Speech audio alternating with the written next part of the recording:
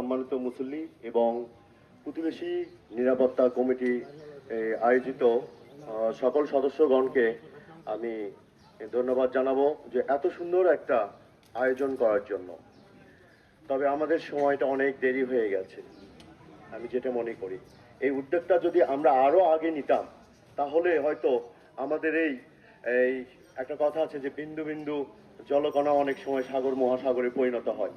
আমরা প্রথম থেকেই যদি কোনো অপরাধী বা অপরাধমূলক কর্মকাণ্ডের সাথে কেউ জড়িত থাকে সেখানে যদি আমরা সমাজের যারা ভালো চাই সচেতন মহল ঐক্যবদ্ধ হয়ে সেটা যদি প্রতিবাদ করি তাহলে এই অপরাধমূলক কর্মকাণ্ডগুলো বিস্তার লাভ করবে না। তা আমি স্যারকেও ধন্যবাদ জানাই, আমাদের মাননীয় পুলিশ সুপার মহোদয়ের পক্ষ থেকেও আপনাকে ধন্যবাদ জানাই।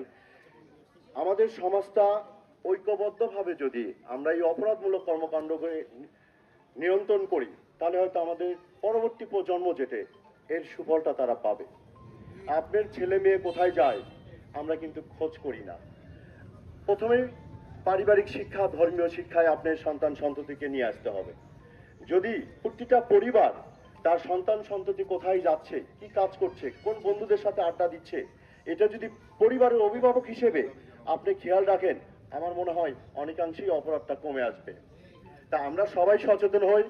আমি সদর মডেল থানার ওসি হিসেবে আপনাদেরকে আহ্বান করব এবং আপনাদের কাছ থেকে সহযোগিতা চাইবো। যেহেতু ফতুল্লা এবং মডেল থানা একদমই পাশাপাশি, এখানকার অপরাধমূলক কর্মকাণ্ডে যারা জড়িত থাকে তারা সদরের মধ্যে যায় অপরাধ করে চলে আসে, আবার সদরের মধ্যে যারা আছে তারা এই ফতুল্লার মধ্যে এসে অপরাধ করে যায়।